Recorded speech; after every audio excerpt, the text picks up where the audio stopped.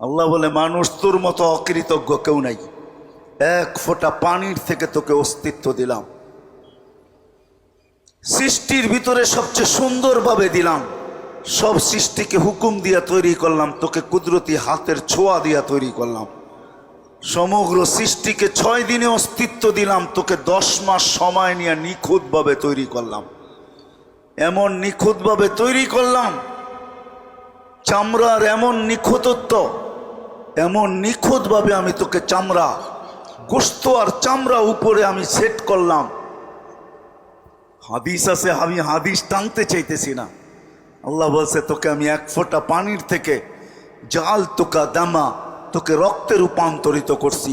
সুম্মা মজগা, পরে রক্তপিণ্ড, সুম্মা এজামা, পরে তোর কঙ্কাল, কাসাইতু আলাইহি লাহমা, এর উপর আমি গোশতের আবরণ নিখুঁতভাবে চড়াইয়া দিছি। কত মানুষই তো তোর গোশতের আবরণ দেখা বারবার তাকায়, ঠিক না?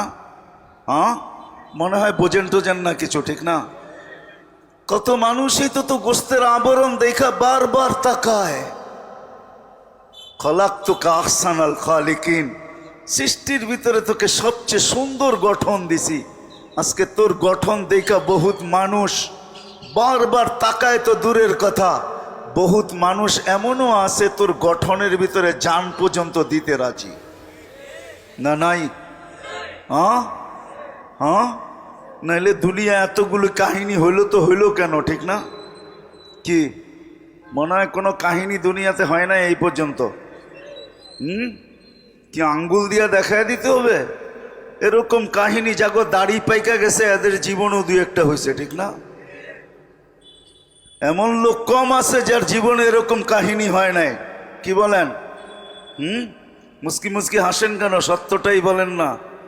আল্লাহ বলে, এই যে কাহিনী ঘটলো, তোকে দেখা যে বারবার তাকাইলো, বা তুই যে বারবার তাকাইলি, এই গোশতের আর চামড়ার আবরণকে চড়াইয়া দিল।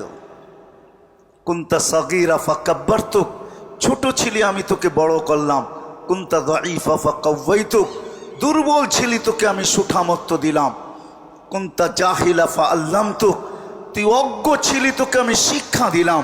কুনতা মিসকিনা, তুই নিঃস্বয় ছিলি, আজকে বাড়ির মালিক বানায়া দিলাম, আজকে গাড়ির মালিক বানায়া দিলাম, আজকে ফ্যাক্টরির মালিক বানায়া দিলাম, আজকে বান্ডেল আর বান্ডেলের মালিক বানায়া দিলাম, আজকে সমাজে এলাকায় আধিপত্য দিয়া দিলাম।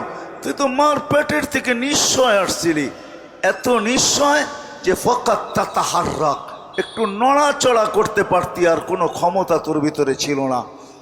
আজকে যে তুই স্বয়ং সম্পূর্ণ, সর্বদিকে স্বয়ং সম্পূর্ণ, তোকে করলো তো করলো কে? কে করলো? এই জন্যই আল্লাহ বলে, তোর চেয়ে অকৃতজ্ঞ কেউ নাই। সব পাওয়ার পরে ভুলা গেলি আমি জায়গায় চলে আসছি, জায়গায় চলে আসছি। এই পুরা এলাকার ভিতরে যদি আমি প্রশ্ন করি, নারী হোক আর পুরুষ হোক, যুবক হোক আর বৃদ্ধ হোক, শিক্ষিত হোক আর অশিক্ষিত হোক, বাড়িওয়ালা হোক আর বাড়াঠিয়া হোক, মালিক হোক আর দিন মজদুর হোক, অফিসের চাকরিজীবী হোক আর আদালতের হোক, মেল ফ্যাক্টরির হোক আর কারখানার হোক, হাটের হোক বা বাজারের হোক, দোকানের মালিক হোক আর মার্কেটের মালিক হোক, সবাইকে যদি আমি জিজ্ঞাসা করি যে দুনিয়ার যেই কোথাও থাকি না কেন, তাতে কি আসে যায়? এতটুক বয়সে যুবক যৌবন পর্যন্ত, বৃদ্ধ পর্যন্ত, যারই যতটুকু বয়স, যারই অবস্থান যেইখানে, শুধু বাচ্চা ব্যতীত, কেননা বাচ্চার থেকে কলম উঠানো তার পক্ষেও লেখা হয় না, তার বিরুদ্ধে তো লেখা হয়ই না, বরং তার কক্ষেও লেখা হয় না। কলম তার থেকে উঠানো, রুফিয়াল কালাম আন সালাস, 3 সম্প্রদায়ের থেকে কলম উঠানো। সবই হাত্তা ইয়াবলুক, বাচ্চা যতক্ষণ পর্যন্ত প্রাপ্ত বয়স্ক না হয়, কলম তার বিরুদ্ধে যায় না, তার পক্ষে যায় বটে, কিন্তু বিরুদ্ধে কলম যায় না। কলম তার থেকে উঠানো। ওই বাচ্চা ব্যতীত প্রত্যেক মানুষকে যদি জিজ্ঞাসা করি যে যেখানেই থাকি, যে অবস্থায় থাকি, একদিন না একদিন এই দুনিয়ার থেকে ছেড়া চলেই যেতে হবে।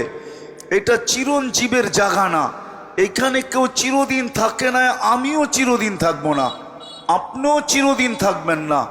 যার চিরদিন থাকার কথা ছিল, যিনি চিরদিন থাকার যোগ্য ছিলেন উনিই তো চিরদিন ছিলেন না। মুহাম্মাদুর রাসূলুল্লাহ সাল্লাল্লাহু